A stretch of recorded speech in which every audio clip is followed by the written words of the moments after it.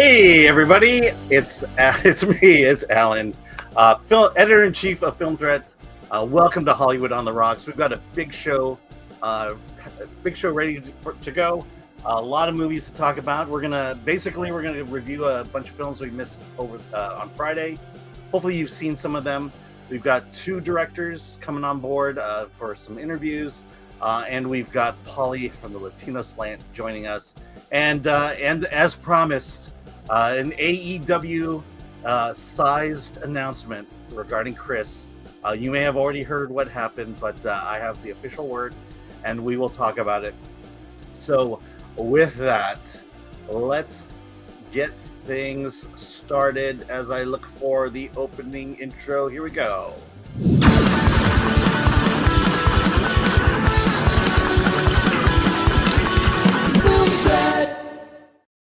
All right. Hey, before we begin, let's bring on our co-host today, Polly, Latino Slam. Hey, Polly, how you doing? Hey, I'm doing well. What's going on? Hello, everyone in the chat. Hello, Film Threat. Hello, Alan. All right. So let's just get right to it. What happened to Chris?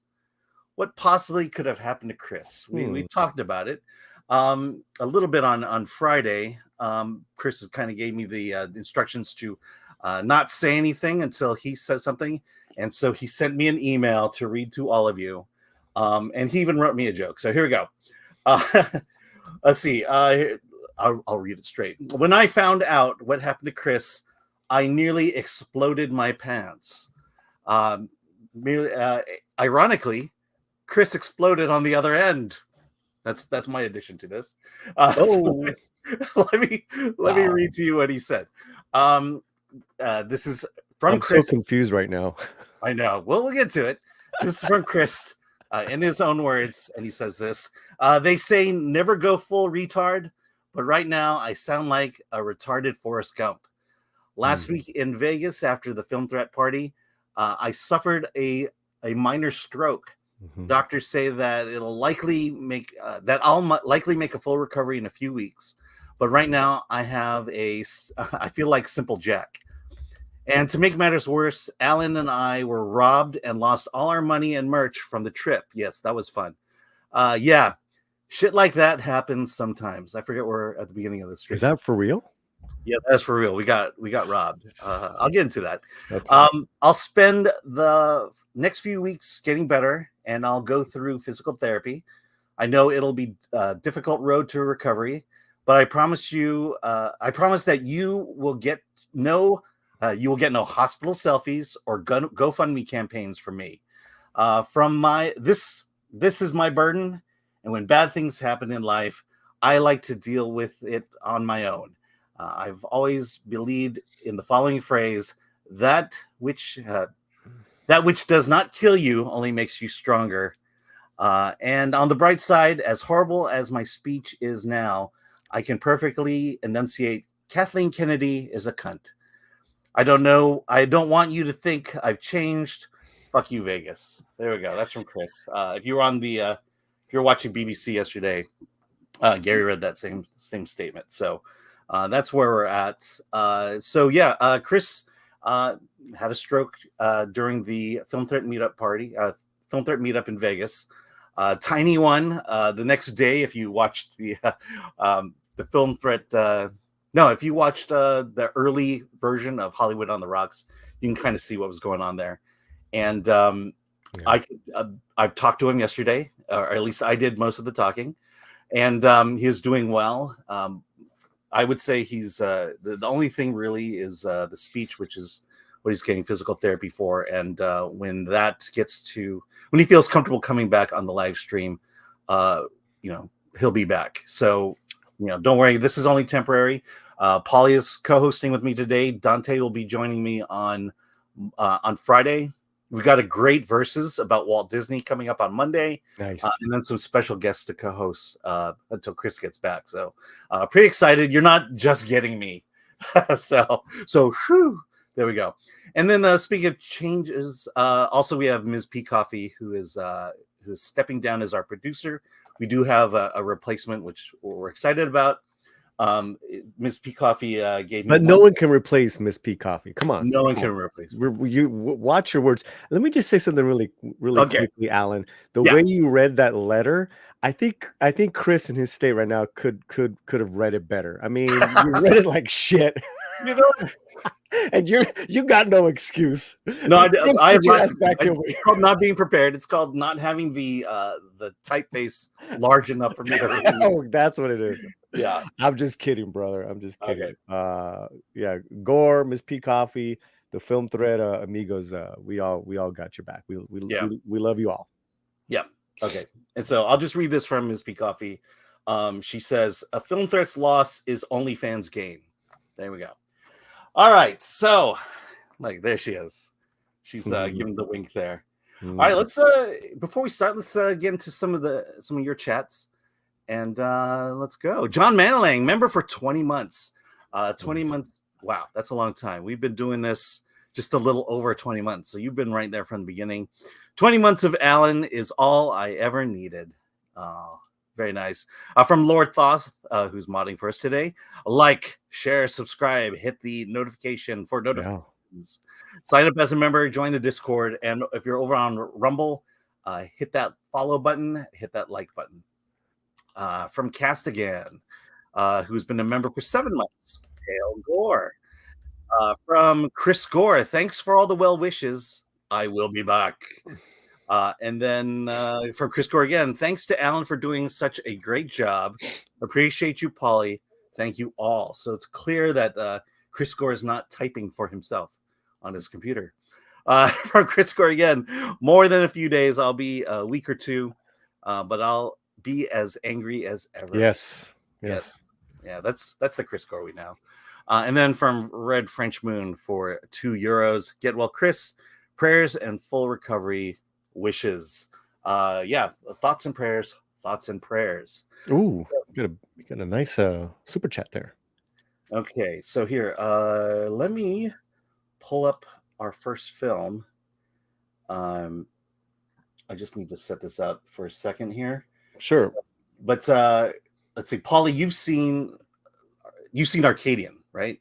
And yes, I saw last night. Okay, and then you've seen the next movie we're going to talk about. Let me just bring it up here. Should have had this set up beforehand, but you did get a huge super chat. I don't know if you want to hit that before. Oh, here we go. Yeah. From Buford T. Justice. Woo. Let me sorry. That's all right. From Buford T. Justice. Get better, Chris, for $99.99. Hey, thank you for that. We got your back. Keep up the good work, boys. All right. Thank you very much for that. That's more than generous right there, and it's in the red. All right, let me see if this is showing up. For some reason, my poster is not showing up. Thank you, Buford. It's not showing up. I don't see anything. All right, let me try this one more time. Oh, there we go. All right, so let's talk about the long game. Paulie, you're the one who recommended this to me. Let me grab that thing here. But this long game is currently out in theaters. Why don't you tell us what the movie's about? You saw it long before I did. Yeah, we're doing a spoiler discussion. No, not yet. Okay. Okay. Well, as far as the long game, as far as the trailer and what they tell you it's about, it's based on a true story set in the 1950s, 1955 to, I believe, 1957. Dennis Quaid and Jay Hernandez are buddies from World War II, which has there's a whole through line about veterans, which I absolutely love in this film as well. They're also one's a golf. I believe Dennis Quaid's character was a golfing pro, even going into the war, and Jay loves golf as well. Here they're reunited in the mid 50s in Del Rio, Texas, which is a very small town, very small town part of Texas. And basically, Jay's character wants to join the country club, but he can't at that time. So there's challenges there.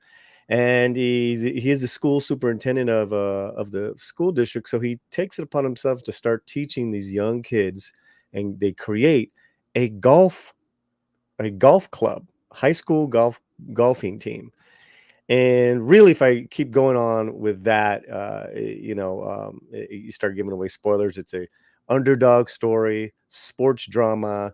It's a great, American story. It's very multi-layered, and it's shot well. I mean, it looks beautiful. Yeah. So yeah, how did I do? Was that okay? Yeah, very good. I mean, I will say we'll have the director on. I'm going to ask you about it, Mhm. but I appreciate the way he shot the final tournament, the state championships. Yes. But the story follows not only Jay Hernandez's character PJ or PB, I think it is, Mhm. and Dennis Quaid's character, but also 5 Mexican American cabbies who are the high school students who are part of the team. And I think what's interesting to me, or what stuck out to me most about this movie, is clearly this is one of those stories of fish out of water. You have these 5 Mexican American cabbies going into a white country club, trying to get into these high school tournaments, but turned away clearly because they're Mexican.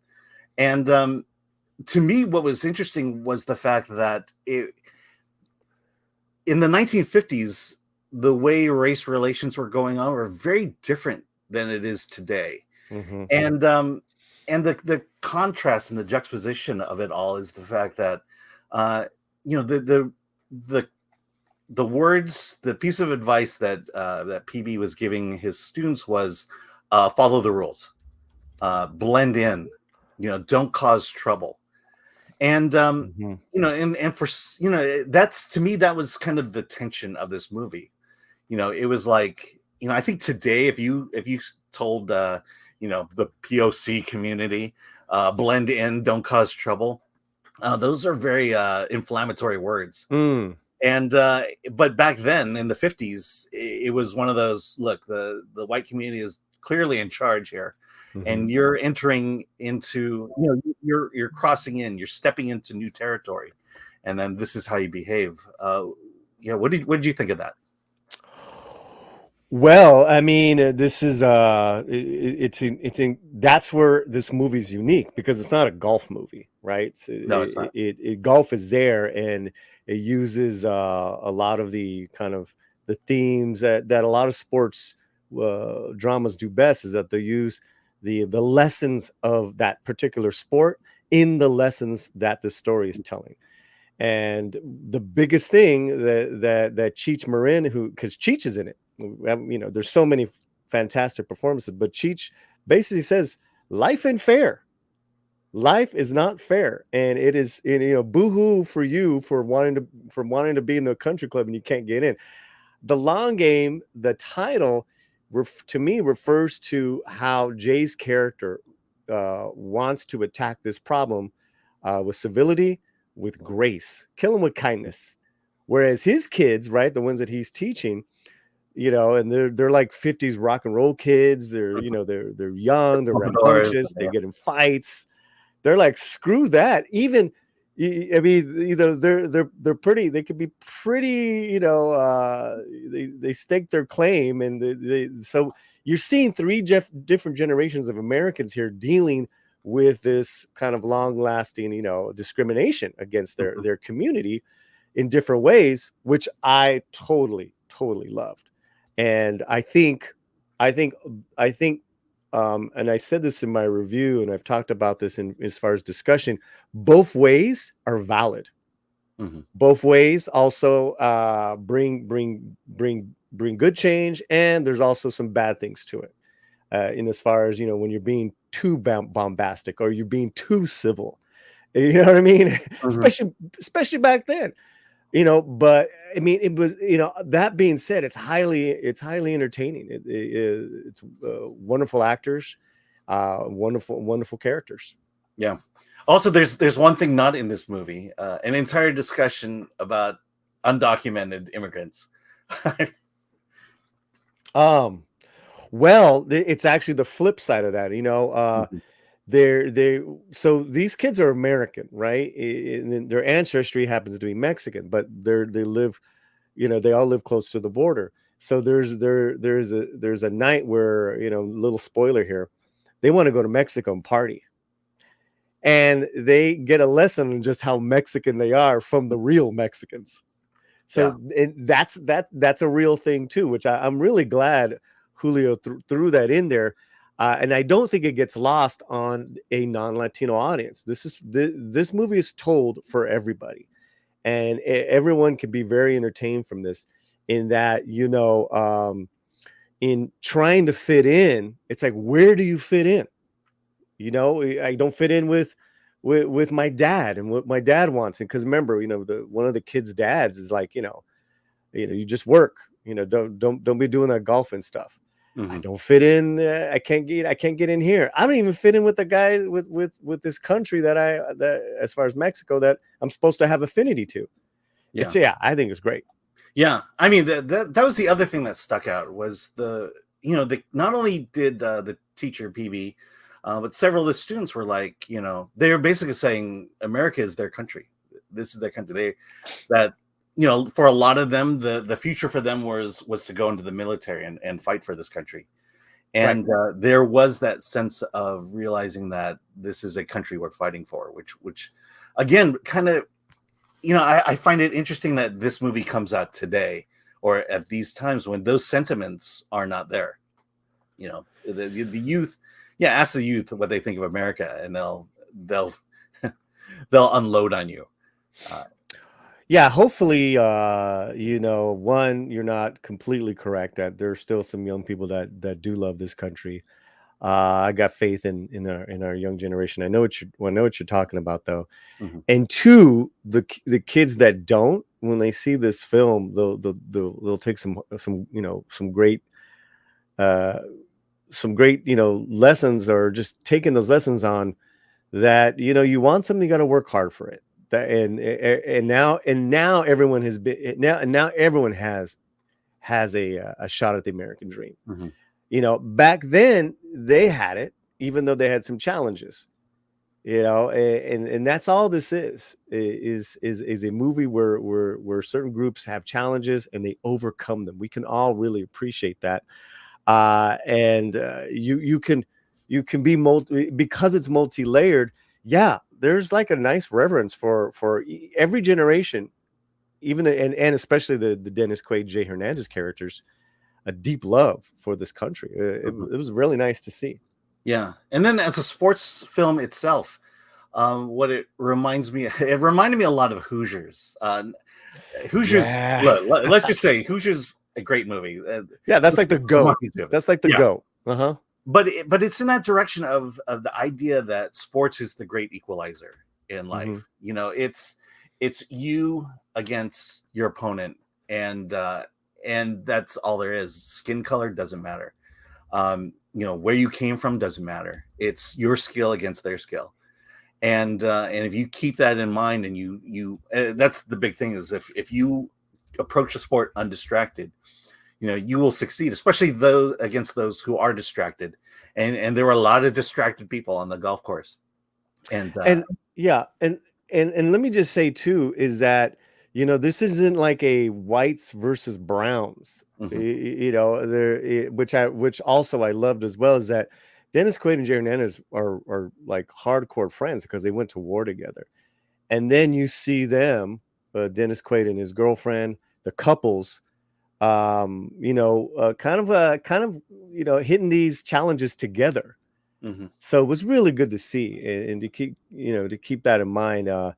Again, just it completes a really good, feel good story, which is something that it's pro family, it's pro country. It's stuff that we talk about all the time that Hollywood does not deliver on. And here you go, The Long Game.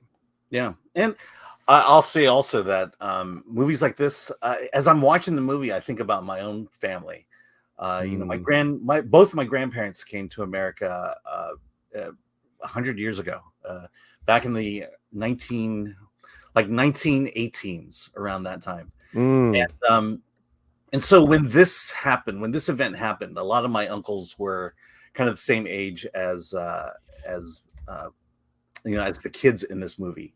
I think my dad was probably 10 mm-hmm. years younger than the kids in this. And I just remember, what struck me was, the idea of blending in, of trying to, be a part of this society, yet somehow maintain your culture at the same time. And to me, a lot of this was about just the opportunity at these times.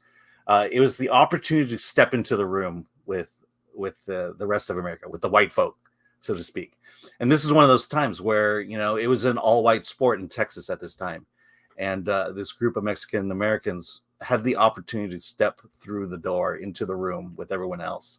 And how rocky that was, but how ultimately, look, it goes against the woke, but we've made great progress since 1955, where we're not even thinking about, getting these, facing these challenges. Now it's just focus on golf, focus on basketball, focus on baseball, and all that stuff. Let's see. Yeah. When on my channel, whenever I get movies like this, and we review them, I'm always a little extra critical on Latino films, right? That represent me, because that's great, but they have to represent everyone that you want everyone's dollars. You got to entertain everyone, and it's great. You can enlighten at the same time as you entertain. This movie does that, and that's I think that's often missed nowadays, because everything's so divisive left and right. It's like, take all that garbage out. I just want to watch a wonderful film, and we got it with this one. So even something as thought provoking as a Civil War, it's like, look at the message, see what we can get out of it, and if you don't like it, then hey, I hear you as well. I think I just want to say also too, with what you said. Yeah. My grandfather and his brother served in World War II. And my great uncle, his brother, he was a war hero in the Battle of Manila. I never met, before and after, I've never met more patriotic men than my uncles, my grandfathers. So I thought of them when I saw this. Mm-hmm. I thought of them and how they, you come back after the war and you got to deal with garbage, as far as, not being able to eat somewhere. I don't know how they dealt with it with grace and fortitude. And there's just good life lessons, is that life is just not fair. Right. So what do? You keep moving on. Someone shuts the door, you open up another one. Let's just say this as well. Someone shuts the door of your country club, of a golf course, you actually go and create one. We missed that. The kids in the movie, they actually created their own golf course. Yeah. Yeah, no, that's a great scene. That was a great scene, because Dennis Quaid did not want to coach them until he saw that they had actually built and crafted their own golf course. I mean, that was a great scene. Yeah. I mean, I will say, but I have two uncles who served in World War II, and World War II was pivotal, especially for the Chinese, because especially in California, there were the California Constitution forbade Chinese from owning land in California, and it was like that for a very long time, up until World War II, when we fought for this country, and it's then that and it also helped that we were fighting against the Japanese. But it was then that, those laws were overturned and repealed. So that's my family history here. Paulie, what's your final judgment on The Long Game? Yeah, I absolutely loved it. Must see. Great true story. Go check it out. It's definitely family. And also, too, the female that you see in this poster is Jaina Lee Ortiz. You might have recognized her in Station 19. She plays Jay's wife. She's incredible in this film. And what's her big thing? She wants to have a baby. When do you see that in films anymore? A woman who's married that wants to have children. I mean, she was great. She was fantastic in this, and looking good. Looking good. playing that golf, man. I was like, oh, all right. Yeah, and I enjoyed it I enjoyed it a lot as well. I saw it last night, Mm-hmm. because I knew we were going to talk about it, and we're going to have the director Julio Quintana joining us at the 2:15 point. And so we could talk a little bit more about this. But the biggest thing for me is how the hell did this get in theaters? This is not a traditional distribution Right. process. It's in the AMC's that I saw. I believe it's in a few Regals. This is getting some screens, and I'm pretty excited. Again, go out. It's a great movie, family movie, sports movie, and it's an indie film. And so go out and support indie films, because we need to take some screens away from the big Hollywood studio. Yeah, I think it's in about 1,030 screens this opening weekend, and it had a per screen average the same as Monkey Man, and Monkey Man had the bigger budgets and had over 3,000 theaters. This was a big score for independent studios and productions that are getting distribution, like Angel Studios, like this film. I think it's a big success for independent films. Yeah, I'm excited also to talk to Julio about Dennis Quaid. He's making some interesting choices. He was all over CinemaCon as Ronald Reagan on posters. That's right. I want to see that. Well, this is his second film that he's done with Dennis Quaid, right? What? Yeah. Julio's done another film called Blue Miracle with Dennis Quaid, and it's like, hey, Dennis Quaid saves the world in Julio's movies. Yeah. Oh yeah, you do that, and or let me see. Oh my god. Yeah, it's so stupid. Party time. All right, let's get to your chats. Dirty Onion. Right after the Masters weekend, perfect. Yes. Synergy is everything. Here we go. Thoughts on fitness with Nigel? A member for, I want to say, 16 months. Thank you, Nigel, for supporting us for this long. You have been here for the long haul. Manolo Rivera, blend in front cause trouble bad. Let me call you a Latinx is okay, clown world. I mean, yeah, that's a whole different. Maybe we'll bring it up on the post talk when I'm going to go live after this. In as far as what did that mean to blend in back then? Like what's this blending in stuff? I don't want to get too deep into it, but that might be good for post talk, Manolo. Yeah, no, I mean that's to me that the idea of blending in was the big. I think it was the big conflict of the movies, and I think it'll be the big conflict of people of today watching a story back then, because. Because if you're, tell the young person to blend in, see how that goes for you.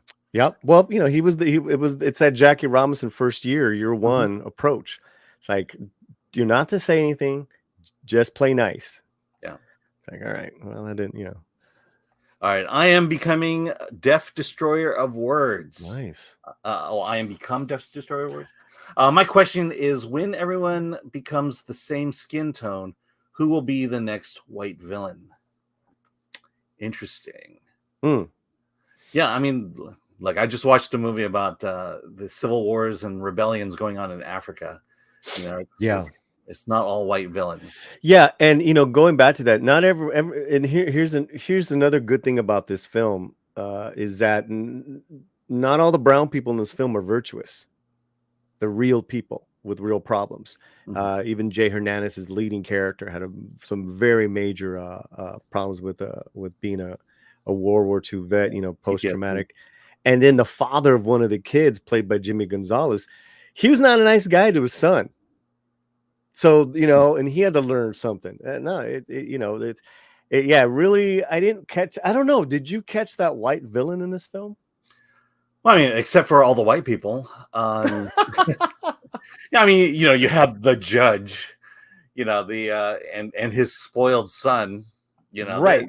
They're a little bit of stereotypical. Yeah, besides the obvious thing where they say, hey, you can't join this country club because my people aren't, what did they say? Our members aren't going to be used to a Mexican playing on the field. I didn't see that guy as a villain. I actually saw that guy as very sympathetic throughout the film. And he was the country club's, president or whatever. Yeah. The judge, see, to me, you needed all these different archetypes that exist, right? You know, so it wasn't just this white devil thing. I don't buy it, because if that was the case, the judge would have been the only character in the film who's white, and that was clearly not the case. And even the judge at the end of the day shook Jay's hand and gave those kids respect, and he was the hardest one to win over because he was the son of a gun. The great actor, by the way.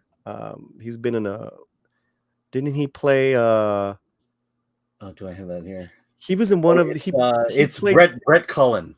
Brett Cullen was he played Thomas Wayne in one of the Batmans, I believe. Yeah. He was in Apollo 13. Very prominent in that one. Yep. Okay. Fantastic actors. All right. From MK Solid for $4.99. Thank you very much.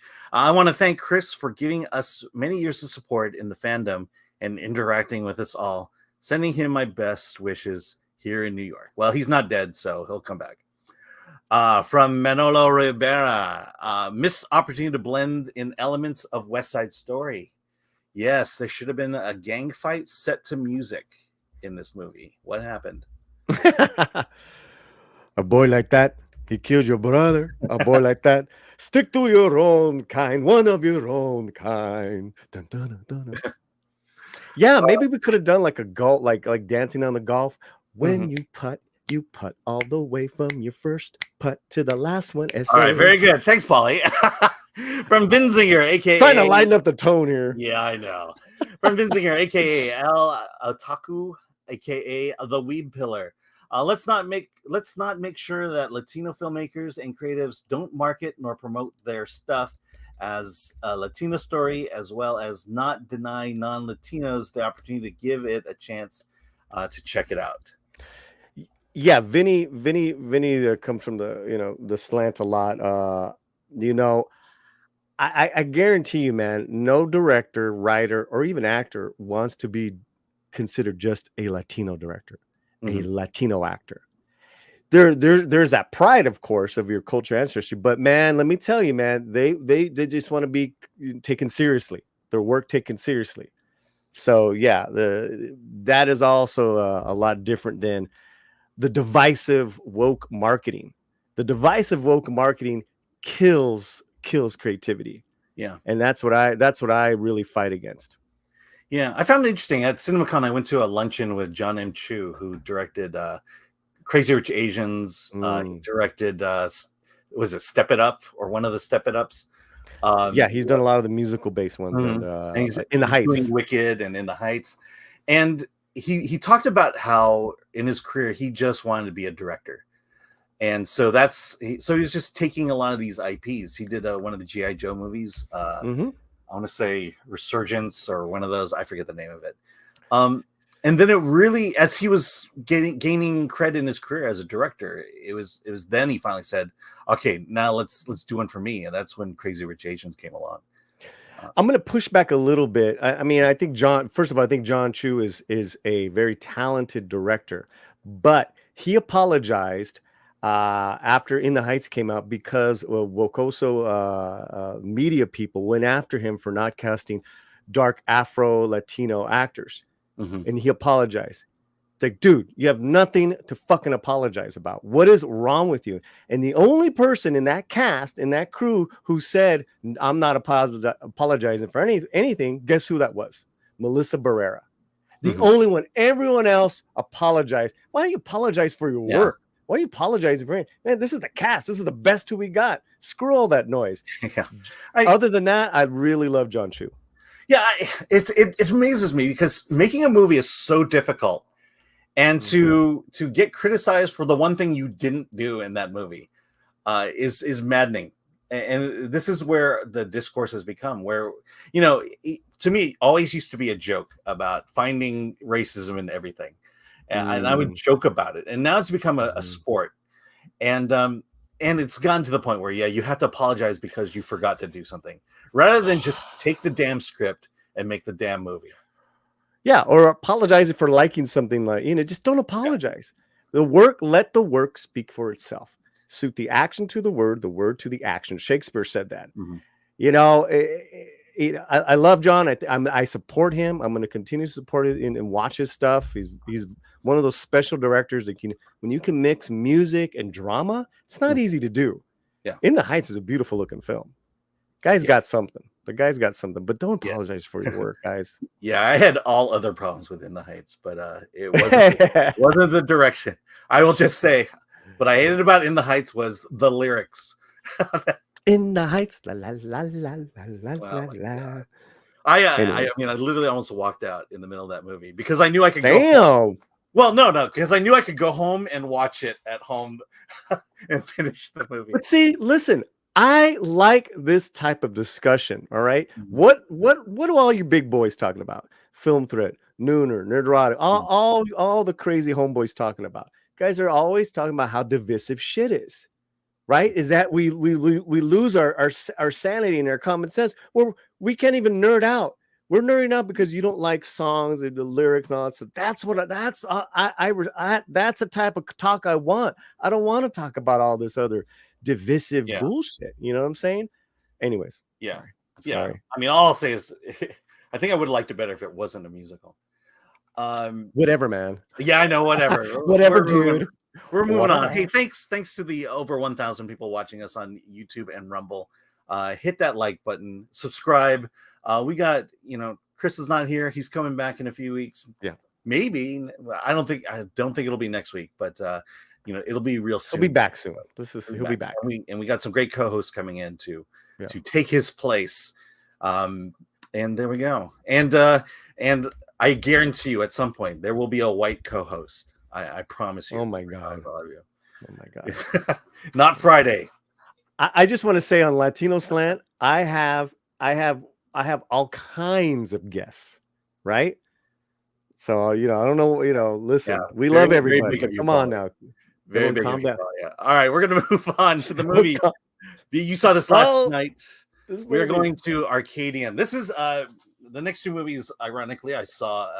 Not ironically, I saw it.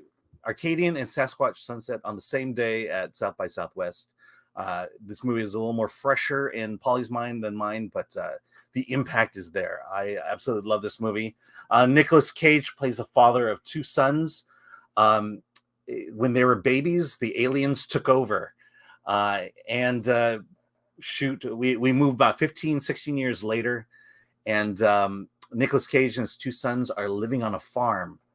And during the day, they can go about their business. What they have to do, though, is during the day is get food and prepare for the night. And at night, the aliens come out and try to eat people. And so they have to board up their homes and at night, just wait out the danger. And so the first scene we see is our first major action we see is that first night. Now their young son, I don't know why I don't have this up here. The youngest son has fallen in love with a girl at the farm nearby. The two boys go out to get supplies. The one son runs off to be with the girl. Nicolas Cage warns them to get back in time, and that one son doesn't come back in time, and Nicolas Cage has to go out and rescue his son. And I say that all happens within the first act because the movie is much bigger than this. And during that time, Nicolas Cage gets injured, and now it's up to the sons to nurse their father back to health and to stave off the alien invasion, which has taken a new turn, which is the second and third act. Paulie, yep. Paulie, what did you think of Arcadian? I loved it. Yeah, great film. All right, I'm very surprised. Elaborate on that. I am. I'm trying to. First, I'm trying to get my neck over there. I was totally surprised. I thought it was going to be, pretty bad. It's not because I don't love Nick. I just know Nick has been, just been taking them paychecks. I'll respect. This was just like, wow, what a great premise. First, it's a great premise.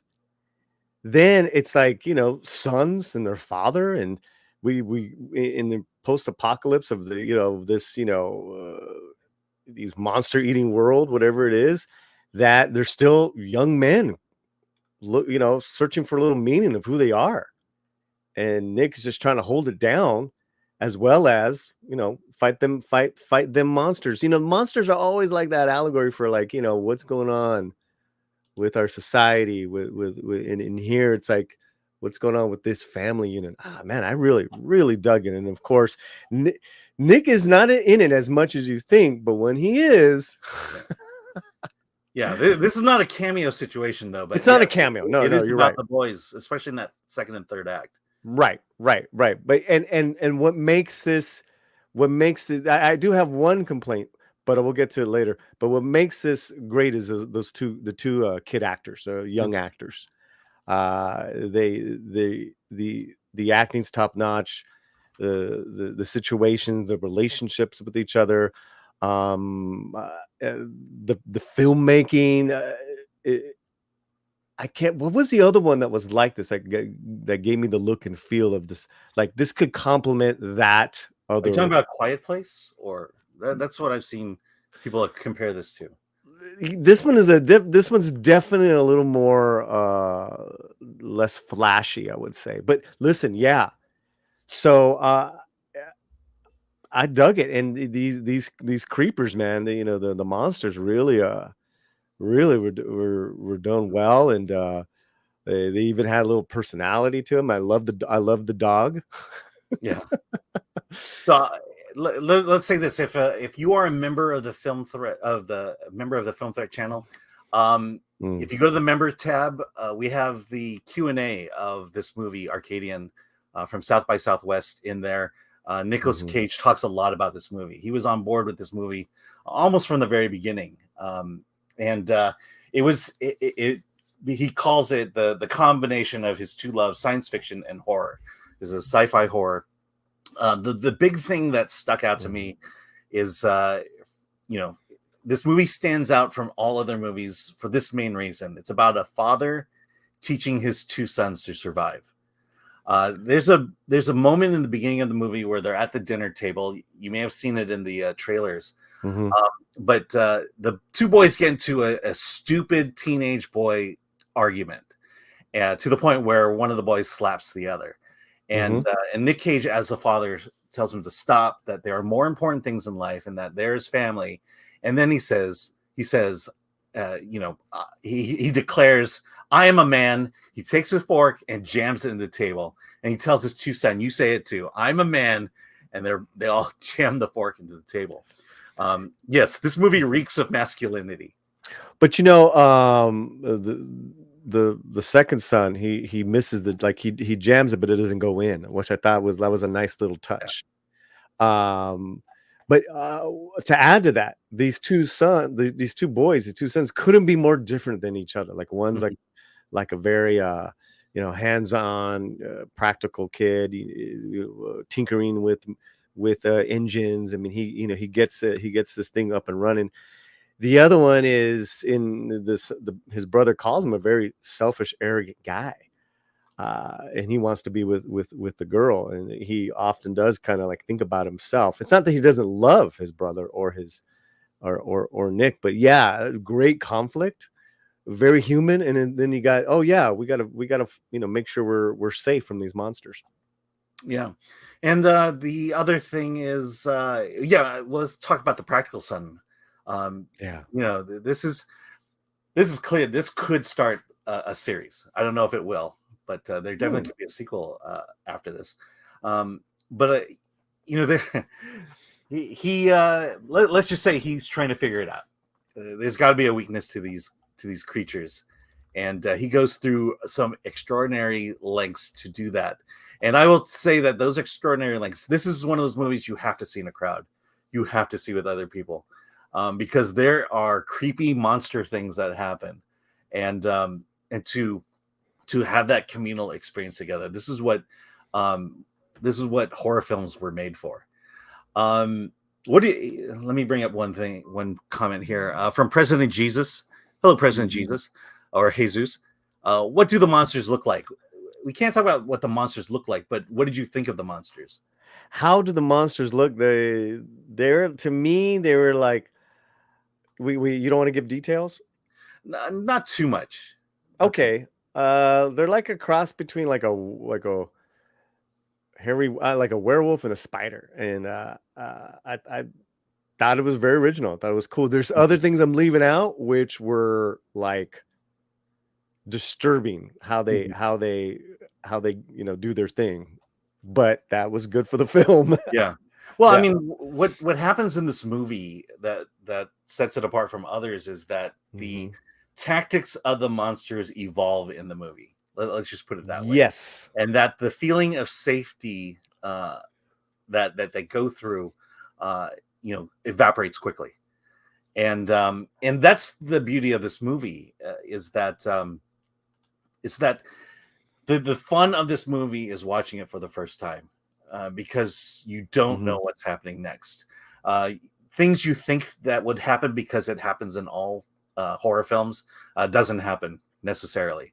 And again, the fun of this movie is watching it for the first time, because you can't see something first more than once.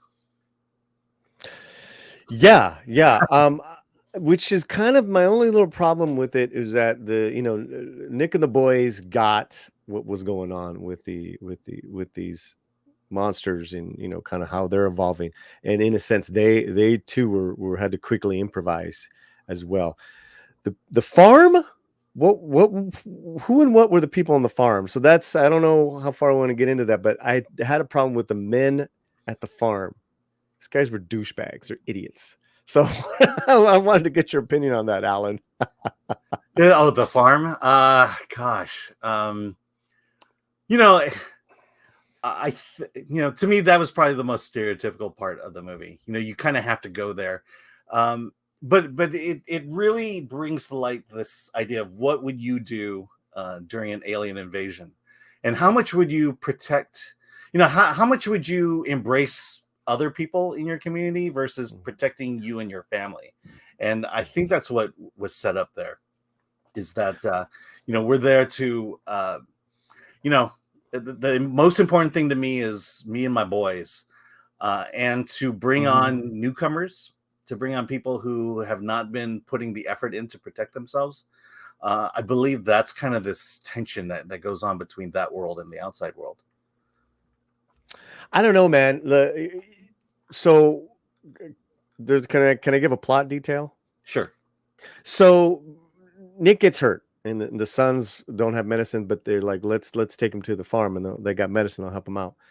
And they do the lockdown. They close the gate. Oh, what do you want? Like, oh, he's my father's hurt, whatever. And they deny, fully knowing who Nick Cage is, knowing who the boys are. Like, we have to keep medicine to ourselves, and even the girlfriend's like, what are you talking about? So we didn't really get more of that, but to me it's like, okay, well, they got their little ecology, whatever you call it, ecosystem in check, their little society in check. They got their own cool kind of that, and that reminded me of, like, when The Walking Dead, some of the different places that had their stuff on lockdown, but they were horrible in their defense against the monsters. I mean, like, they got wiped. Yeah. So that was my little problem with that. Well, I think that speaks to the as I call it, the evolution of the monsters, and because they're, you have to see the movie. But I will say I wasn't as bothered by it. Okay, I mean, I was still entertained, guys. Yeah, absolutely. Okay, let's get to your comments here. Yeah. For Joseph says Nicolas Cage has a hit on his hands. I think so. It's a very low budget indie hit. Yeah. And I think that's the feeling I get with Nick Cage now, is he's not necessarily going for big Hollywood stuff anymore. I don't think he has to do Hollywood studio films anymore. He is embracing the indie film, and he's choosing just really weird things. I think this is the most normal you'll see Nicolas Cage. Nicolas Cage, the father. That's what you see in this movie versus Pig, versus some of the other films he's done, where he kind of takes on a character. I think this is about as normal a Nick Cage as you're going to get. Willy's Wonderland. That's another one. Yeah, From Gun. Oh, good. Yep. I'm with you, and and it's a heroic father, and yeah, I'm with you on that. He's got some great moments in this film. All right, from Gun Ho Mac. Chris didn't have a stroke. He's still drinking in Vegas because no one told him the meetup was over. That actually explains a lot of things. From Patrick Lemire, Nick Cage is like Michael Caine back in the day. He just likes to work and isn't snobby. Yeah, definitely. I am become deaf destroyer of words. I only accept probing from aliens. Love that. From Dick legal or space or illegal. Hi-yo. From Dick Dickstein. Nick Cage is my dad. Oh, nice. That's awesome. All right. From www. What's up, brother? How you doing? Yeah. The Quiet Place wasn't about the same dude. Okay. I'm just saying similar idea of someone of a family bunkering themselves in to ward off the aliens. Yeah. Now I was talking about more look and feel cinematography and how the world looks, not story. Right. But yeah, they're bunkered in. That's about it. Everything else is different. But yeah, it's not. I am become deaf destroy words. Also says so. The boys decide poon or being alive sounds reasonable. LOL. Yeah, yeah. Heart wants what the heart wants. Manolo Rivera. Nick Cage movie Pig was excellent. I know. I liked Pig for what it was. It was different, and I think that's why I liked it. I know a lot of people did not like Pig. I liked it a lot. Yeah, but it's one of those where he's an action star who never throws a punch. To me, that was that movie. Yeah, nice. All right, Jericho Leone. Leave it to indies to preserve classic masculinity. I mean, that's the thing about indies is they're not hung up on Hollywood executives telling them how their movie should go. Yeah. Although I will say there is some meddling. And we'll get into that later. From Film Threats, Rumble ADLS24. Alan's Asian Representation Watch. Jaden Martell is 1/8 Korean. Oh, Yep, there was color in that movie then, because it was a white cast. Let's put it that way. And then those are his words, not mine. Yeah. Super chat, Harry Anders for 100 Swedish krona. Wow. Thank you. Evening, gents. What a treat to have Polly and Alan together again. You both have terrific radio voices, by the way. Polly is Polcampo of film knowledge, a philosopher, and a scholar as Alan moves Film Threat onward. Again, wow. Chris is not dead, so he'll be back. Yeah. We'll take the compliment and move on. Thank you.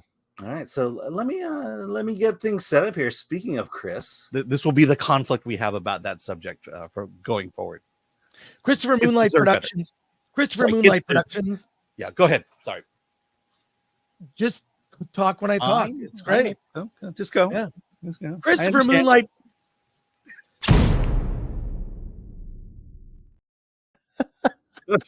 Don't you miss that, everybody? Don't you miss your boy? I know, moments like that. Stop obsessing about race, you stupid, midget-minded moron. Oh, Gore, man. Let's see. All right. Something else here. Let's go. Yes. Okay. If I knew where we were going, I would transition you there. No, we're going. But have you seen the list? I see this, but you don't go in order. That's the problem.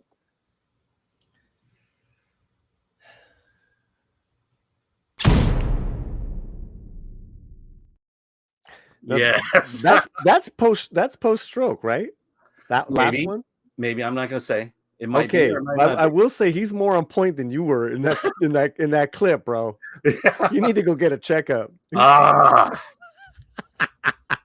I know it's the letters. The letters are so small, and truth be told, I'm dyslexic, and so it makes reading these things very difficult. Okay, we're gonna move on to our third film before our guest comes Too in, funny. Okay. and let's set this baby up. This is a movie. Again, I saw this at South by Southwest. This was actually before I saw Arcadian. This is one weird movie. I think I reviewed it before, but we'll talk about it because it is in theaters now. The movie is, why is my button here not working? There we go. The movie is Sasquatch Sunset. It is in theaters now, but it will go nationwide this Friday. But it comes from the Zellner brothers. It's executive produced by Ari Aster. This is this movie reminds me of the old Walt Disney nature documentaries. It's not just going out into nature and filming stuff. There was an attempt by Walt Disney to try to force a story that shows the behaviors and habitats of these animals, while at the same time bring a little bit of entertainment to it. So they'll like set up a situation where a squirrel will steal something from a cabin, and they'll have narration behind it. This movie has no narration, has no words, but it follows a family of 4 Sasquatch as they survive in the Pacific Northwest. It's just there to basically show what it's like for Sasquatch to live out there. It's educational, as the Zellner brothers said, that they consulted many anthropologists, and that this movie is 100% true about how Sasquatch live. It stars Jesse Eisenberg or Kylie Rio. Let's see. Why am I not having this thing here? Sorry. And Ethan Zellner plays one of the patriarch Sasquatch. And he just opens up with Jesse Eisenberg and Riley Keough as Sasquatch having sex with the other 2 Sasquatch looking on. And that's kind of how we begin the story. Riley Keough's Sasquatch becomes pregnant. And so there's a lot of, how they're going to survive, how they eat. There's a part, it starts off like, sex aside, it starts off with just surviving. And then it gets crazy. It gets real crazy. Because as Sasquatch do, they all want to have sex. And sometimes the female pregnant Sasquatch doesn't want it, and bad things happen at that point. It's just crazy. It's insane. I keep saying that because it is, and because I can't describe it for you. There are Sasquatch parts flailing about, and this is just one of those movies where if you want to have a weird time in the movie theater, this is that movie to see. My biggest issue with it is that there's not necessarily a narrative. It follows the life of the Sasquatch. There's heartbreak, there's fun, there's humor, there's danger. And most of the time you're just going, what the hell is happening? A lot of groaning from the theater that I saw it with. Insane. I definitely suggest seeing this one. Paulie, are you still there? Okay, he stepped out for a second. Yeah, I'm here. Yeah. I'm here. I mean, is this your jam? Do you like watching movies like this? I'll give anything a chance. Mm-hmm. I really do. Whether I turn it off or I walk out. For me to, I think, what was that film that I had to hold back? Oh, the Negroes film, the Magical Negroes film. Yes, I had to restrain myself from walking out. And that was with Dante and Gore that night. I mean, that was like, so I give everything a chance. I want to see this film. I unfortunately could not make it. But I love odd stuff, weird stuff. So you're telling me that all the characters are Sasquatches? Yes. That's the only 4 people are in this movie. It's the 4 Sasquatch. There's an element where, where man is kind of encroaching on their land, and they kind of address it. They come across a road for the first time, and it incenses them to the where they do what animals do when they're angry, which often involves defecation. Wait, what'd you say? Did you say defecation? I did say defecation. Yeah. In fact, Can I take back what I just said earlier? No, you need to see this movie now. You've already said it. All right, I'm gonna see it.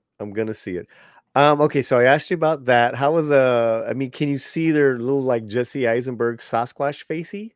Yeah, How's the makeup?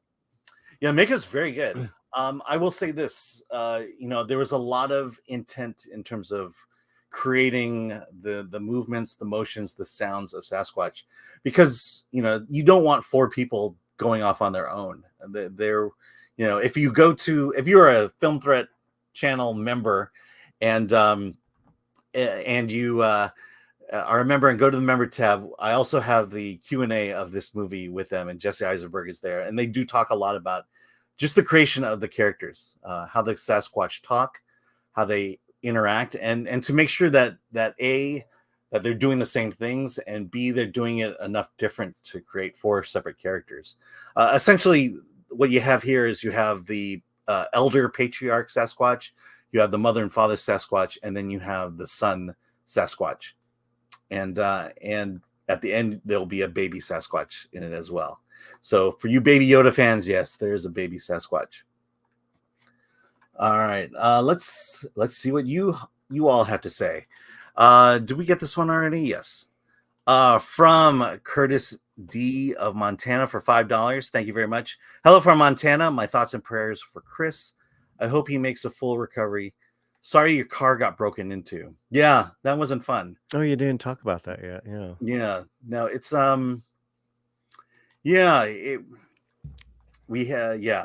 just to say, it was at the hotel. We had just done the Friday show, and I went to the car and it was all gone. And so spent the rest of the afternoon at the Las Vegas police station filling out police reports. Wow, you guys had a trip. Yeah, this was not a good trip. I will say this. It was a good trip and it wasn't a good trip. The best part of the trip was meeting all of you. For those of you who were at the meetup, thanks for being there. We're doing this in a vacuum. I see that there's over 1,000 of you watching us right now. And to finally meet you is a great thing. Yeah, let's talk about that after.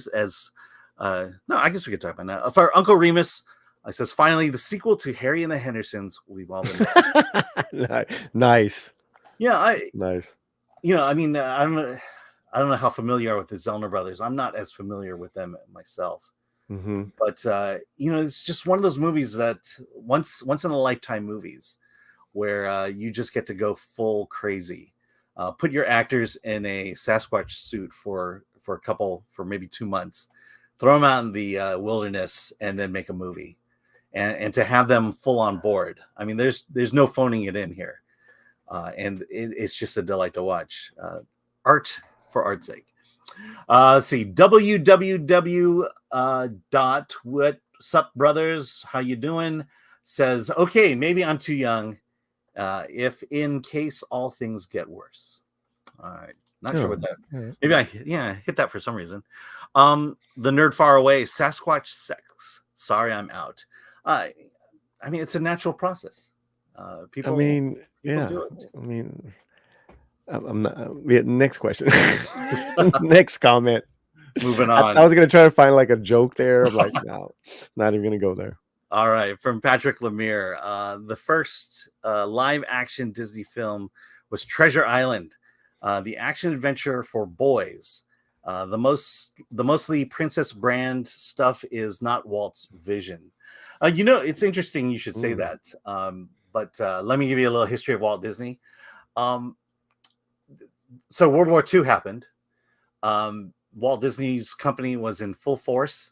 At the end of World War II, I believe there was about $30 million of Walt's money there in England because of ticket sales from previous movies and things like that. But England at that time was so devastated, they couldn't part with the $30 million. And they told Walt that the money had to stay in England. And so what Walt ultimately did was he opened a studio in England. And that's where live action came from.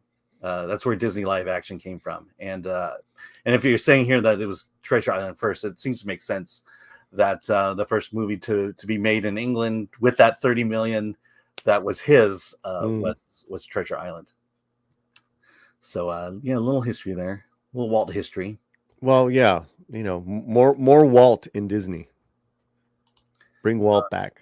Yeah, absolutely. All I right. mean, his memory, his vision, not what we have right now, guys. That's not Disney. Yeah. Even though I heard there's some new Disney stuff that looks decent from you and Rosa Parra, but still. Yeah, we talked about that on Friday, the Disney presentation. And, Right. I think, we said there's at least 4 most likely hits coming out of Walt Disney. And, and I'll say this, Inside Out 2 has a shot. If they can stick the landing beyond the 35 minutes we saw, Inside Out 2 should be really good. I should also mention on Monday with Versus, we are talking Walt Disney. We're talking about the erasure of Walt Disney from the Walt Disney Company. We are going to have the gang from That Park Place joining us on Monday. Yeah, we're going to go through it. Is the Walt Disney Company specifically trying to erase Walt's legacy? And we are going to mull that one over, chew it all in our heads there. I mean, yeah. I mean, yes. I don't know. It drives me mad. It drives me mad. Mm-hmm. It drives me mad. It's like, yeah. I mean, there's a point where it felt like at some point the hashtag cancel Walt was going to become a thing. You just felt like it was going to get there with little tidbits of his so-called storied past coming out. Well, yeah. Let's be honest, right? Anything that was innovative, that was creative, that the last several hundred years, and that was white, they are going after. It is not diversity, it's destruction. That's all they're into, from Walt Disney to Thomas Jefferson, et cetera, et cetera. I'll even make it personal, guys. I'm gonna personally open up to you guys. I'm over 9 years sober. Guess who created Alcoholics Anonymous? 2 white dudes, and I owe everything to them. Everything. And that's how we should appreciate these visionaries that were ahead of their times. I don't care what color they were. They were visionaries. I mean, their stuff still speaks to us. And that's and that's when you see great creators that are taking that you ask them. It's like they just asked Guillermo del Toro, who is your influence with animation, and he says what's his name? Miyazaki. Excuse me for Miyazaki. Yes, Japanese dude inspiring a Mexican guy. Wonderful. That's how it should be, guys. That's how it should be. This shit just frustrates me. Sorry. Drink some water. All right. The Drifter 67 says, didn't a white dude invent basketball? No, he invented Bakersfield, but that's a different story. Okay. From John Thomas for $100. Yeah. Thank you for the support. I know Chris said he wasn't starting any crowdfunding, but the fellowship doesn't roll like that. Prayers for Frank Gore. Tell him to get well soon. I can guarantee you he's watching right now because I'm getting notes from him as we speak. And so we're going through those. From Brock Samsonite, Walt loved to smoke, and they removed smoking from the parks. Quite frankly, that was a good thing, in my opinion. My other half smokes, so we're talking about going to Disneyland soon. So I gotta let her know that one. That's not good. Well, they have smoking areas. Yeah, but they make it like you gotta walk 2 miles and it's over there by the dumpsters, Yes. Oh, I'm reminded from Toro that Alan, you have just as many live viewers on Rumble right now. Right now. Oh, hey, whoa. Yeah. Well, hey, we have 4,100 people on us watching us on Rumble right now. Thanks for being a part of that. You could do us a big favor. Hit that follow button, hit that thumbs up button. That would help us out greatly over on the Rumble side. And to all of you on YouTube, subscribe, hit that like button, join the conversation. Absolutely. We do try to grab some comments from Rumble as best we can. 3412. Yeah. By the way, we have the director of The Long Game coming on at 2:15 in about 5 minutes, and we're going to talk deeper into that. Kind of get the perspective of the director for that film. I'm excited because part of me is, we've been talking about the fact that that Hollywood is not the dream, and that indie films is, to me, it's the only way to go. And the one thing I learned at CinemaCon is that the business of movie making is broken, and you have to make your own path at the moment. Yeah, and just to add to that, I would say in our kind of community, that is, whatever you want to call it, fandom, whatever it is, right, is that we keep our discernment to where, you go after things that we're not happy about, but we recognize and celebrate the stuff that's getting right, that's getting it right, whether it be a small studio or an independent feature, or even sometimes the big studios release something that's actually decent. Let me see. I'm just grabbing some more chats here. Sure. So we got another super chat. Super chat. Did we get another that one? Yeah, let me. Oh, here we go. From Pilgrim Media for $2. I'm concerned about Chris. Get well soon. Well, Pilgrim Media, Chris types like you do right now. But thanks for the $2. And like I said, he hears you. He hears you and he sees you. Let me grab this one here. All right, from Guyver Mecton. All this confused Disney BS seems to start with their adaptation of The Black Cauldron. I think, I don't know. I have to think about that one for a second, because I believe The Black Cauldron was the last film prior to the Disney Renaissance, starting with The Little Mermaid. I think what we can expect, though, is that there'll be a Black Cauldron remake at some point. A live action Black Cauldron. I am become Death Destroyer of Words. Walt's cryogenically frozen head is rotating in its chamber right now. You got that right. Have you ever been to Walt's resting place? No. What's the story? The story is, he's not frozen, but he's I believe it's Forest Lawn, Glendale. Forest Home. He's not frozen? He doesn't got the Ted Williams head action? Yeah, no, he has an actual grave site. I believe it's pretty somewhat elaborate, and there's a lot of Disney toys being left there. All right, gotcha. From Rumble Hotep, Darby O'Gill is my jam.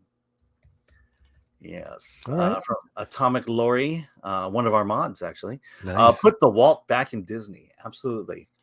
Here we go. Back to our subject. Sticky syrup everywhere. Sasquatch have abilities humans can't accept as possible. That's why people only spot them erratically. Yes. And then I am become Death Destroyer of Words. There's a scene in the movie 1942 where the general is watching Dumbo and he's singing along with the Elephant Fly song and then crying when Dumbo's mom sees him. I'll say this. I think the first time I cried at a movie was Dumbo, and it was that scene with the mom. All right. It's been a long time since I've seen Dumbo. You know, full stop. Sorry, chat. I don't know what to tell you. Okay. You're Mr. Disney. I thought you were going to say more. You're Mr. Disney, so I am Mr. I loved Disney. And just sad to where we see them. Our guest is here. All right. So let me get a setup. And thank you to all the people live in YouTube Landia as well as Rumble. Make sure, you guys, you are subscribed to Film Threat. You smash the like. All that stuff is free to do, and it means a lot to the channel, and in particular the algorithm for this live stream. Orale. Yes. Dumbo all right. Along. Okay. I know. Okay, so let's bring up our guest. We mentioned it before.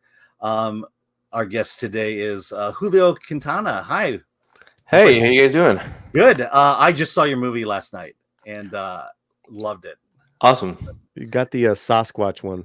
I know. I'm doing this. There we go. There it is. That's you. Go. All right. So, yeah, Paulie and I have been talking about the film. Both of us liked it a lot.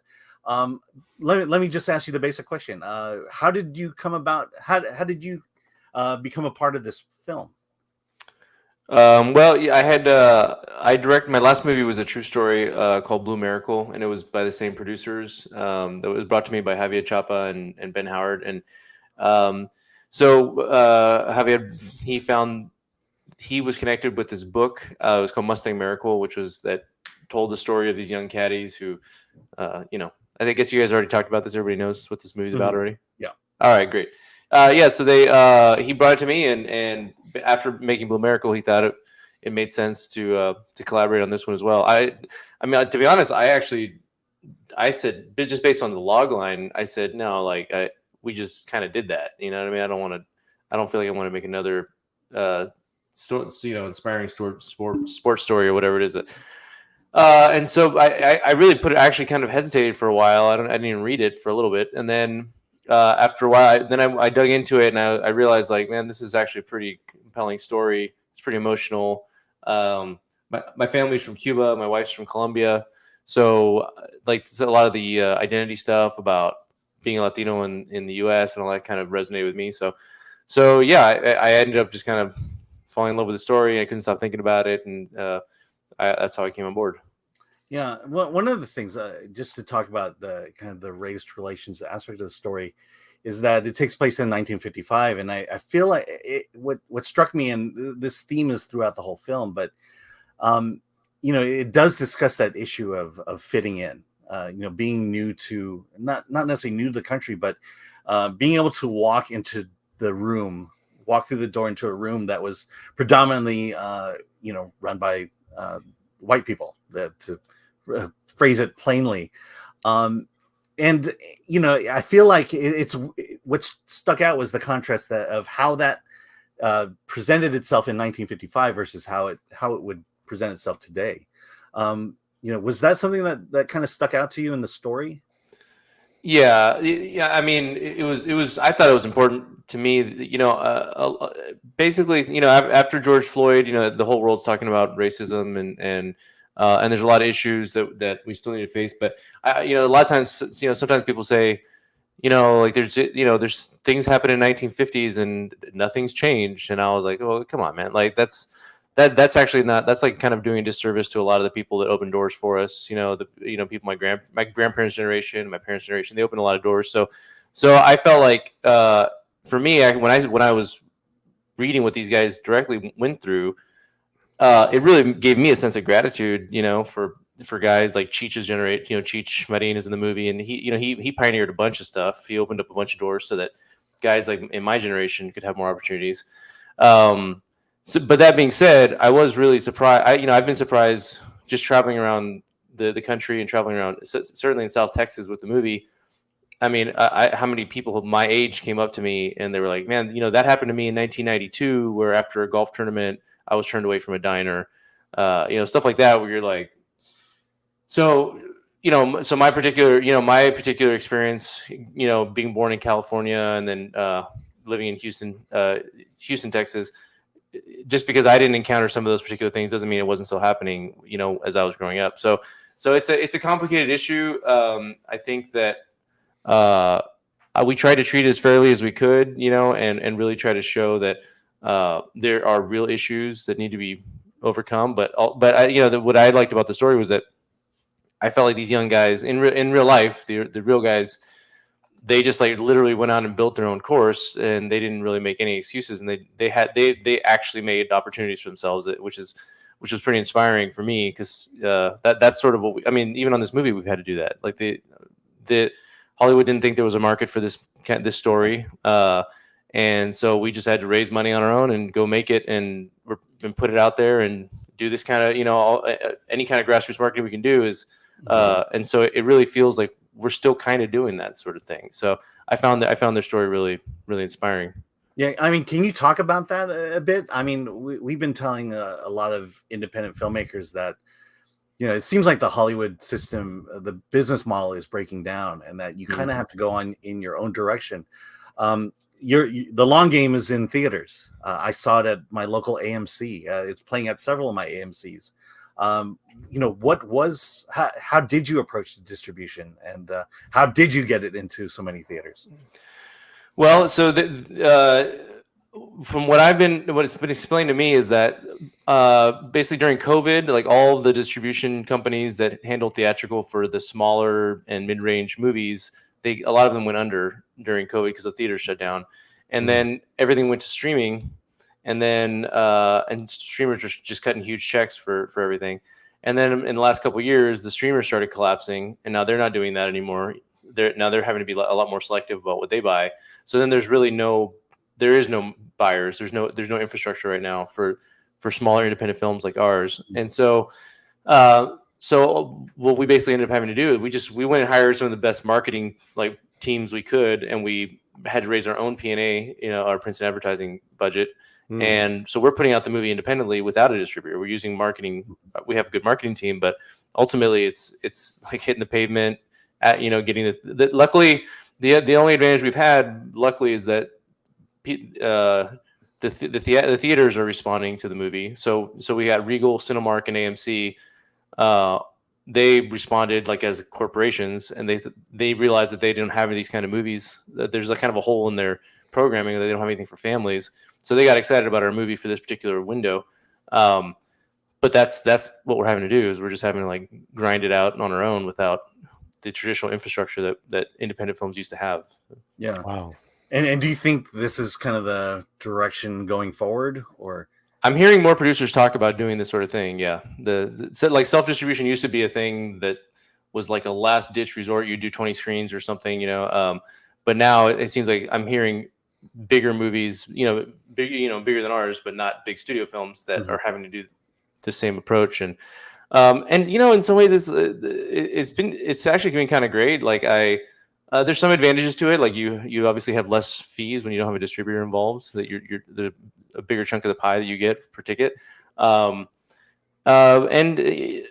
It's kind of nice to be involved, being involved in all the marketing choices, and like having posters run by me, and having, there's stuff that's like, it's nice to have more control and input over things. Not, I don't really capitalize on that much because I'm not an expert in marketing, but it's nice to be, included in all those things. So there's some things that are about it that are cool, and maybe that is the model going forward. I don't know. I think, like you said, the industry is changing so fast that like it's weird because we made Blue Miracle, which was almost the same genre, and it had Dennis Quaid also.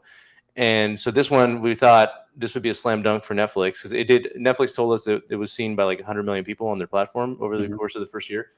So we thought this was just obvious. Like, it was better cast. It was, anyway, so we thought it was obvious, but it wasn't. And so we went ahead and made it anyways, because we had a lot of interest from Amazon and a couple other platforms. But the industry changes so fast that from the time you start making a movie to the time you're done making it, like, the industry has changed. So it's hard to even predict over the course of a 9-month or 1 year period what people are going to be. What's going to be? Like a lot of the executives that we were in contact with, like, had disappeared. They got fired from their jobs over the course of us making their this movie. turnover. Yeah. So it's kind of crazy situation from our point of view, but I don't know how you plan anything in that regard. Yeah. I mean, I could tell you Netflix leans heavily into the algorithm, and if your film doesn't fall in that algorithm, they're not touching it. And and who knows what that algorithm is. This is your second film with Dennis Quaid. Have you developed a relationship with him, or what he's making some very interesting choices in films lately, and I really appreciate it. Yeah. It seems like he just doesn't stop working ever. Like, I mean, we even had to we had to send him away in the middle of shooting this movie to go shoot a different movie for a week that came up while we were shooting. He's got an offer to do something else, and it was like too much money to say no. So we had to let him go and reshuffle our schedule around for him and stuff. So he's killing it right now, and I'm happy for him. He's kind of having a little bit of resurgence here. I feel I have a good relationship with him now. Like, it's funny because when we did Blue Miracle, he never spoke to me once before he showed up on set. It felt like he was, I don't know if it was just a paycheck or what. Like, he didn't know what he just didn't seem like he cared to know me or anything. And so he just showed up on set on the first day, and like, he didn't I remember he had this big monologue on the boat, and he was like, he had a huge monologue with like 5 kids sitting there listening to him, and he goes, the way I like to work is I don't know my lines when I get to set, but I know it by the time we're done filming the scene. Nice. Oh no! Oh my god, this is so bad. I've seen both films, and congratulations, Julio. But to me, you're saying that Dennis Quaid saves Latin America each time. Is that fact? He saves Latin America. Listen, he's fantastic. I know you like to start using Jimmy Gonzalez again. Jimmy's great. Yeah. This movie is for everyone, not just Latinos. I keep saying that. I love the look and feel of this movie. What did you shoot it on? And talk about, if it's cool, just like the cinematography, the look and feel of this was just everyone. It almost seemed, Alan, we didn't bring this up, was wearing green. Also, yeah, it's pretty green. Yeah, it's pretty green. What's I tend to do that sometimes. Yeah, I fall into a color palette, and I'm really strict about it, and I almost always end up. It takes a few weeks for my the wardrobe department to be like really you really want it to be green again. Mm-hmm. We shot on the Alexa, the full frame Alexa, the Alexa LF, and on the signature primes, the ARRI signature primes. It has. We shoot, if you really want to get in the weeds about it, like I've shot all 3 of my movies this way with a 135 degree shutter, which is like a little bit faster. It gets rid of a little bit of motion blur, but also the main thing that people probably feel is that the camera's always moving in this. But we shoot, especially at the end. Yeah. So we shoot with wide lens.